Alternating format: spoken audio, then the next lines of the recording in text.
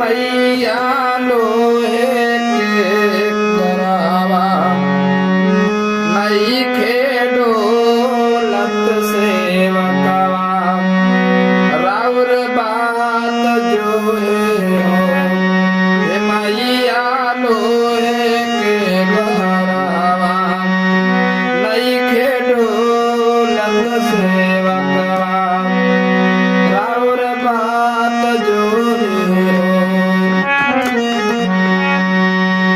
कहाँ बेलमलू है मैया कहाँ बेलमलू हे मैया लोहे के गरावा हे मैया लोहे के गरावा नइखे डोलत सेवकवा राउर बात जो है हो। दूसरा देखिए दोस्तों क्या है, आवत रहनी सेवका आवत रहनी हो आवत रहनी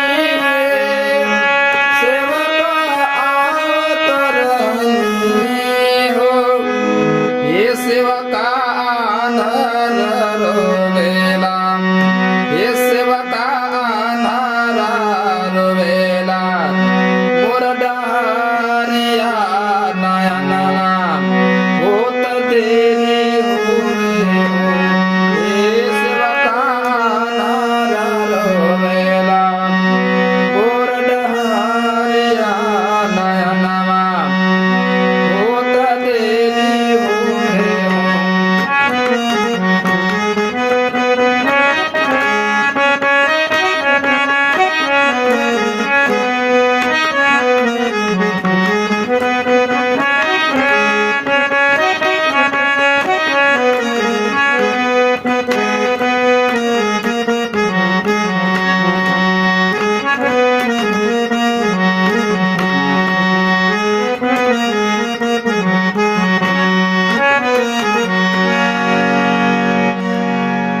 धन्यवाद दोस्तों।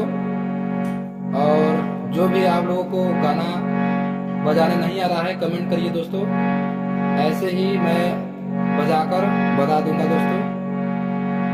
ठीक है, फिर मिलते हैं नेक्स्ट वीडियो में। धन्यवाद।